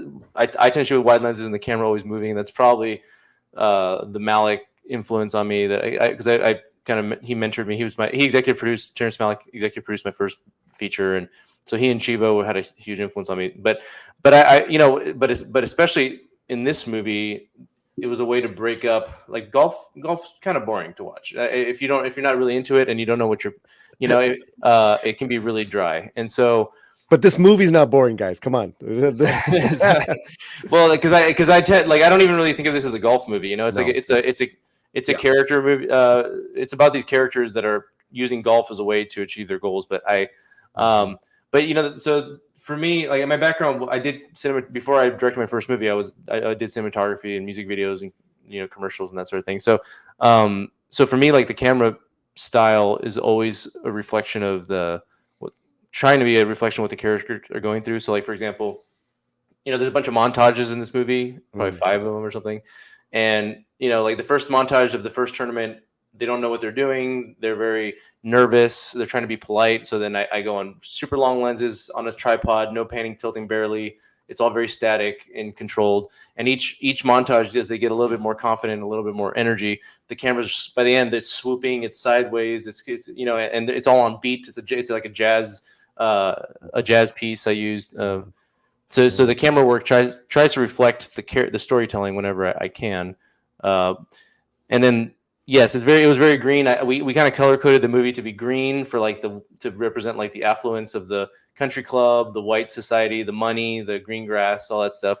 And then we use reds and yellows to code like the Latino part of town, and their grass is all yellow and dry, which is like which is funny. Like, it's a real thing. Like, in real life, it's not in the movie, but in real life, like, in Del Rio, there's one spring that provides all the water for the whole town, and they built the golf course around that spring. So the golf course had a deal where they get water for free for 99 years, and everybody else has to pay for water and stuff. So even like in real life, like the water was like hoarded by the wealthier, more powerful people in the community. So so as a result, the palette's very restricted, mostly green and yellow and reds, but so it kind of makes for, and we push the color kind of green also in the post. So. Okay, we got about 5,000 people watching us right now. I want to get to the chat questions here.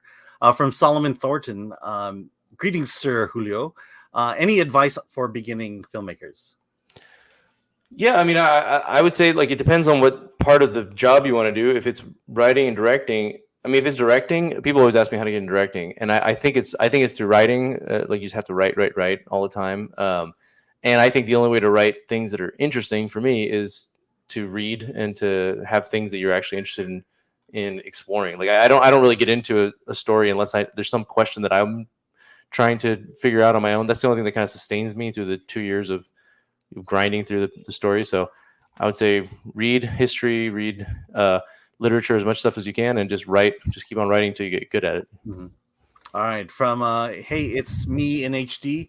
Want Mr. Quintana just said echoes. We need more voices like his in Hollywood. Let's see. From Terry I read the book after seeing the movie as a kid.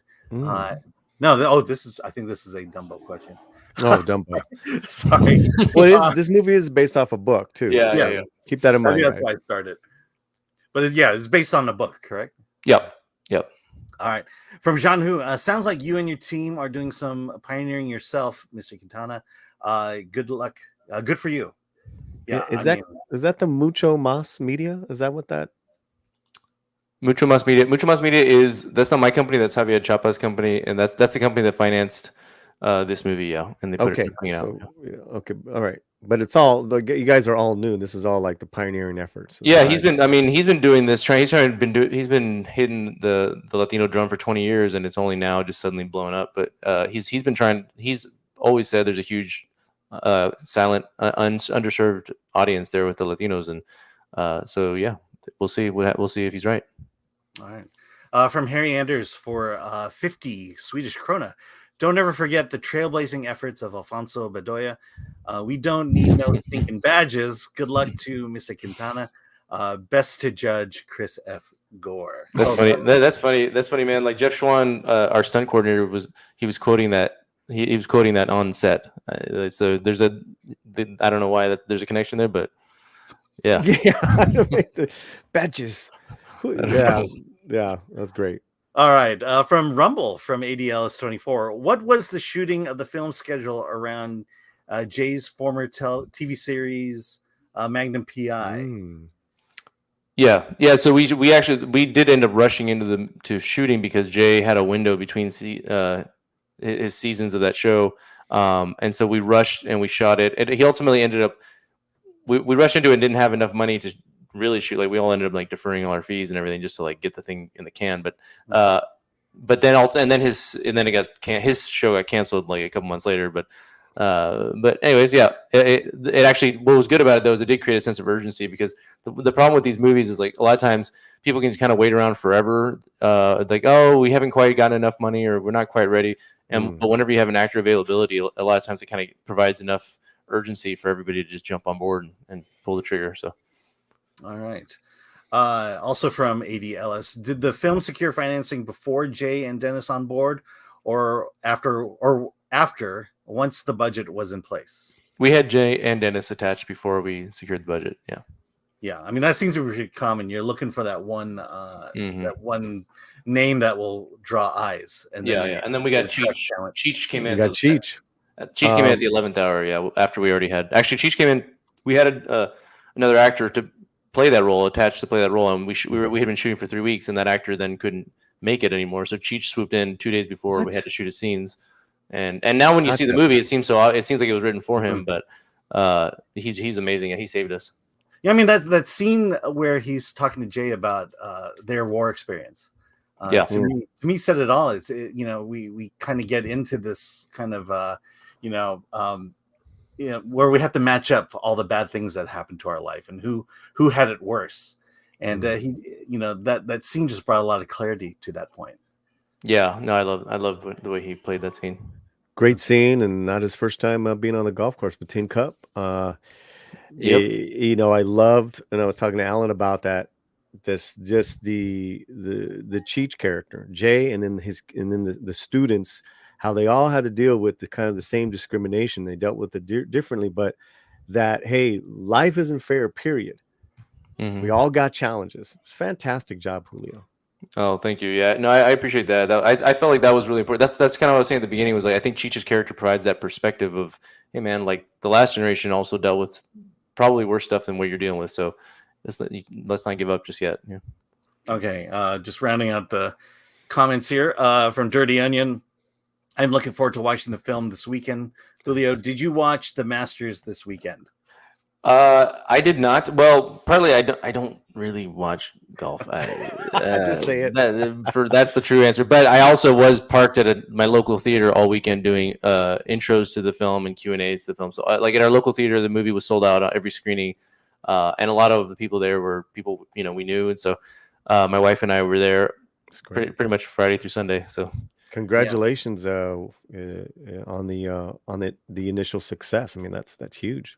Yeah, no, I appreciate it. Yeah, we did. We just need people to keep turning up because these movies are not guaranteed. And it's funny, man. Like we showed up. It's my local theater. They knew that I was the director and the producer were coming to do Q&As, and like they didn't even put up our poster outside. It was like so. Then my aunt was there, and she like chastised the manager and made him take down the Dune poster to put up our poster instead. And he did it because he was scared of my Cuban aunt, but yeah, dude, like the indie films, like we have everything is an uphill battle for us, all we've got going for us is that people seem to be responding to the movie and talking about it. So. Yeah, I went to the screen at Burbank 16, Alan, and I happened to be in the same screen as Chelsea Rendon, the actress, and Jane Lee Ortiz, who's in the film. And so it was like, man, people are loud in the back. Yeah, she's good, but what's going on? And then at the end, when we walk out, Alan, you see her and all her people like, oh wow, that's pretty cool. That's another fantastic role as well, where you actually listen. It's to me, it's a very patriotic, pro family, pro get up and make stuff happen, and then this female character wanting to be a mother. And this stuff is kind of blasphemous nowadays in PC Hollywood, bro. I mean, yeah. I mean, and then you're saying that theater chains actually want this stuff. Yeah. Well, the theater chains, I think theater chains are just practical. They need people to come in and buy tickets. I think a lot of the stuff, the messaging that would make that idea blasphemous, I think is starting at the other end, at the top end of the chain. Sometimes it's and so like there were primarily these two female characters. There was JB's wife, Lucy, and then there's Joe's girlfriend, Daniela, and they represent, they're totally different. Like Daniela wants to move to the city. She wants to break the rules. She wants to be a writer. She's ambitious, but that's one kind of woman. Like that's not the only kind of female ambition in the world. Like Lucy had a different kind of ambition. She wants to have a family, and she wants to, and so I agree with you. That is typically not a storyline that gets any kind of any traction in mainstream movies nowadays. But I tell you what, man. Well, I don't want to spoil endings or whatever, but like that storyline, that plot, her storyline gets like an audible gasp at the end of the movies. A lot of times an applause, the way her life turns out. So I think there's something there that Hollywood's not tapping into sometimes. Just really fast, Alan. The crowd went crazy when you had that shot of her with the pregnant bump. Yeah, it went crazy. They loved that. Yeah. All right. Well, I want to thank you, Julio, for joining us. The Long Game is in theaters now. It's in all the theaters. You mentioned Cinemark, Regal, and AMC. Please go out, support indie film, and The Long Game is an amazing film to watch. So it's great for everybody. So thanks so much. Appreciate you. Thank you, guys. Really appreciate you doing this. All right. Thank you. Thanks, guys. Take care, Julio. All right. That was great. All right. We have one more guest coming in. They're not here yet. I saw them pop in for a second. So we'll just wait. So Paul, afterwards you're gonna live stream? Yeah, we'll have a post talk. Everyone's invited to come and hang out, a little post party, talk a little more intimate too. Like I'll try to pick up on some of these ideas and thoughts. We'll have Martin Scorsese news in regards to his Jesus movie. Just kind of debrief, de-chill. I don't know what you call it. So come on by. Yeah. He was great though. He was great. All right, let's take a moment to reset here. We got a couple things going on. Here we go. Now. I'm sorry. I know, it's like now. Say my name. You're Chris Gore. You're goddamn right. Okay. I got to text Chris. So yeah, maybe Yeah, I saw them pop in and then popped out. I think they're thinking Yeah, they might let's- go the wrong place. and you got some nice super chats lining up, and we got some great people in the chat. Thank you guys for everyone's watching. Thank you for your super chats. Thank you for your passion and your love. We love that. Chris Gore's doing good. Okay, let's go to this. Let's see. Trying to look at what we got here. Sorry. I love breasts. Women look at other women's breasts. Gay men love breasts. One thing that could unite the world is breasts and cleavage. I really believe that. I truly believe in breasts.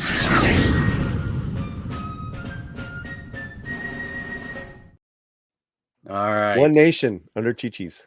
All right, let's go to the chat. Sorry, hitting buttons. Hate this. All right. We'll get there. Got it. All right. From David Nelson for $2 from Vegas with Love. That's right. Jean Hu for $7.42 says, thank you very much. Had to leave early, but wanted to thank you both and look forward to your return. Chris, I'll be listening in the car.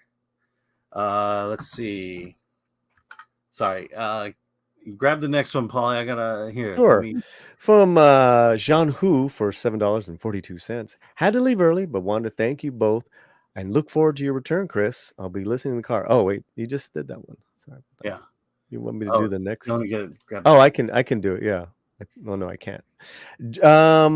For $49.99, member of the channel James Richuti. Sorry if I'm saying it wrong. Chris Gore, thinking of you, my brother. I'm sending some more Fed law enforcement branded gifts this week. If you need anything, let me know. Thank you so much, James. And yeah, he is watching this stream, and I'm sure he appreciates all the love and well wishes from all the homies, from all the Film Threat people. But thanks again for $49.99. Wow, that's dope. Okay. And then, we are still waiting for the China Brothers to come on. We're going to talk about the movie Night Shift, a nice little horror film that I got to see just before this. And so they will join us any moment now. So this is me stalling for time. Stalling for time. The big transparency is so important. Let's see. Let me grab. If you can help me grab anything in Rumble. Yeah, Miss P Coffee's helping me out there. Let's see. I'm just grabbing random stuff here. Okay. Darth Maul Zoot Suit riots were only like 20 years prior to this. A historical context. Yeah. So what Darth is pointing out to is you probably have heard about it in some of the films and history, but Zoot Suit riots were in 1942 in Los Angeles. So here in the long game was the mid 50s in Del Rio, Texas. Very, very much not an urban area. So total different type of setup. But yeah. I still think there needs to be a really cool Zoot Suit film done about the Zoot Suit murders, maybe like done by a Quentin Tarantino type. And when he was alive, Curtis Hanson would have done a great one because he did this LA Confidential movies. If you guys remember, those characters had the LA Confidential, James Ellroy books of LA Confidential had a lot of those characters from the 40s going into the 50s, covering all different types of infamous murders in LA and in Hollywood. And the Zoot Suit kind of lore was also a part of that. But I mean, as far as it being depicted accurately in films, it never has.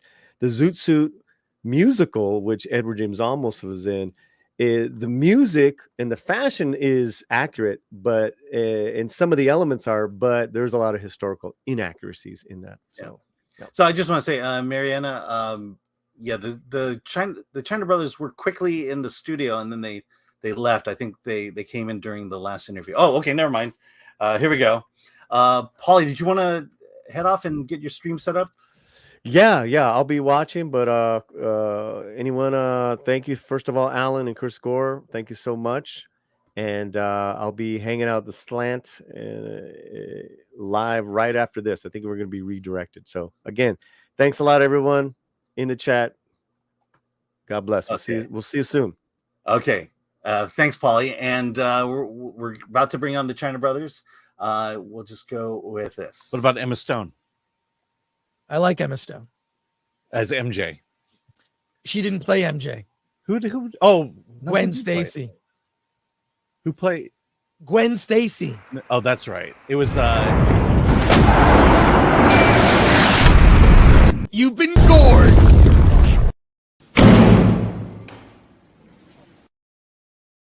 All right, that one's way too long. All right, so it's my pleasure to bring the China Brothers up on.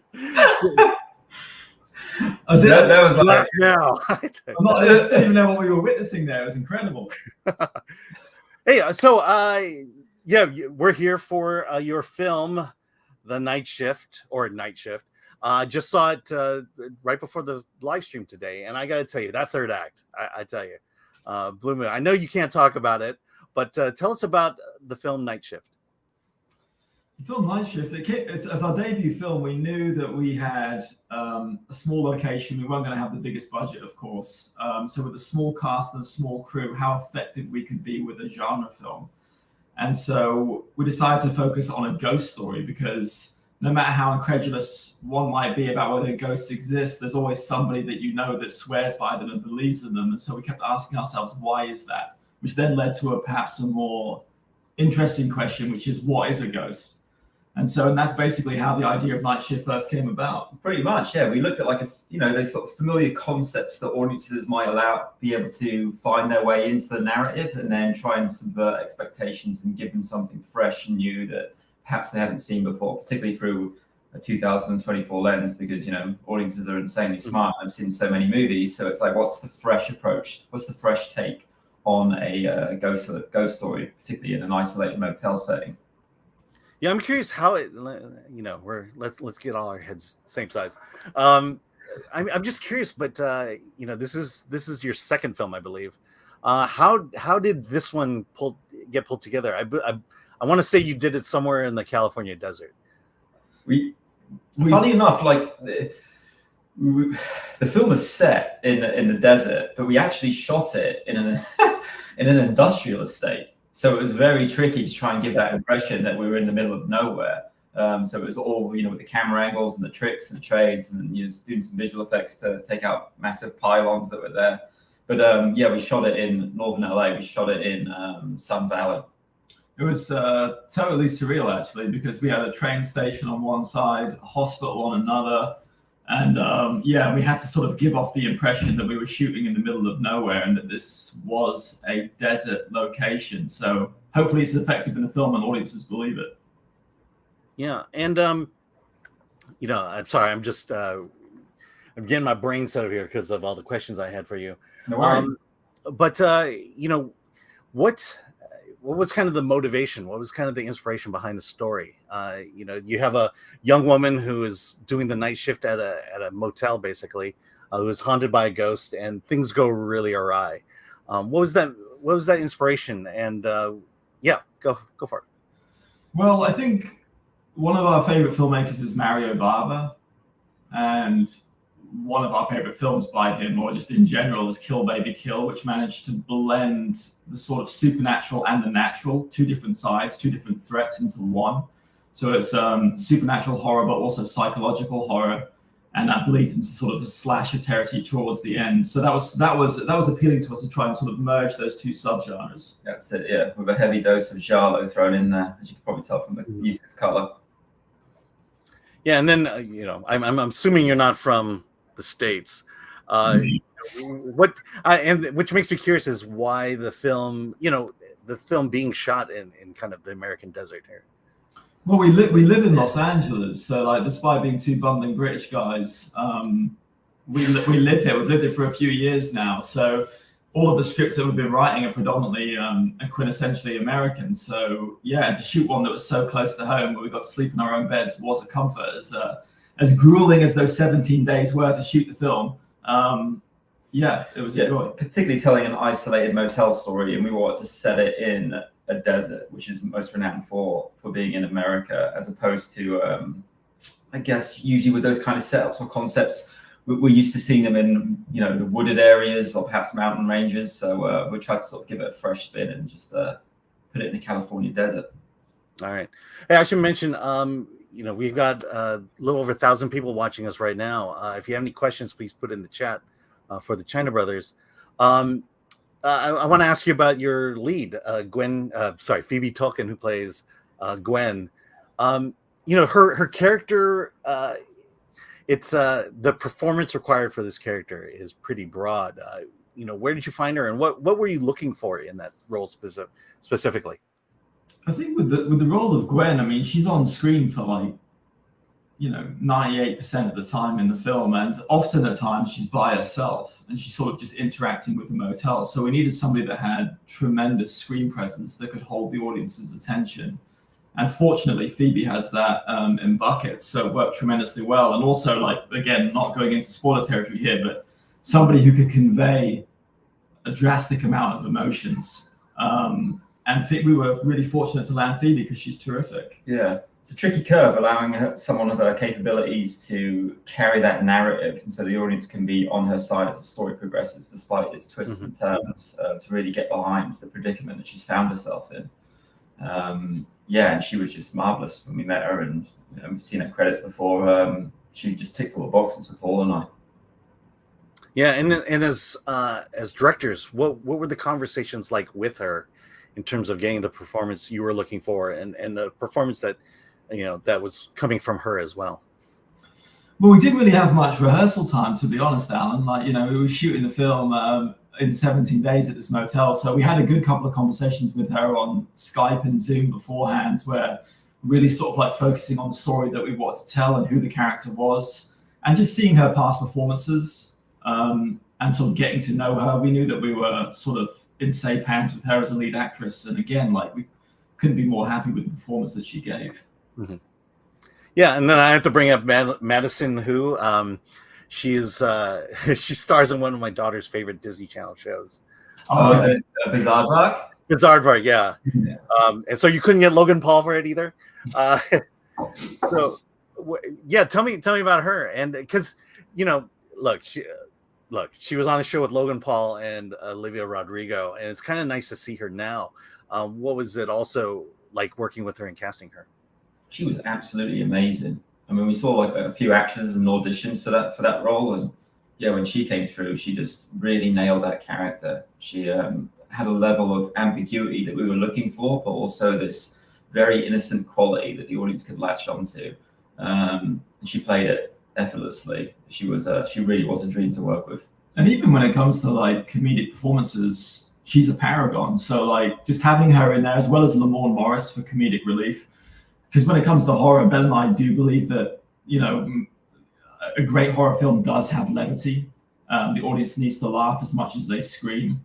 And so having the casting of somebody like Madison and as well as Lamorne, it really gave a new life to the film as well. Yeah. And now you have all that Disney Channel cred to go with it. All right. Well, we have questions from the chat, and I hope you don't mind if I can ask a few. But from Solomon Thornton, greetings, Sir China Brothers. What was your approach to getting the film made? Gosh, it was a very long. Was it difficult to get? Yeah, it was a very long, arduous journey, Solomon. It took many years to get off the ground. For us to write the scripts and then push it out there to many producers to see who we could get on board, know what kind of budget we wanted to work with, even though it was very, very low. Just jumping over many hurdles, but always believing that this is a story we want to tell, and just kept believing in it until eventually we managed to dot the I's and cross the T's, and it happened, thankfully. What do you think was the moment that got it greenlit? I think the pandemic shut everything down.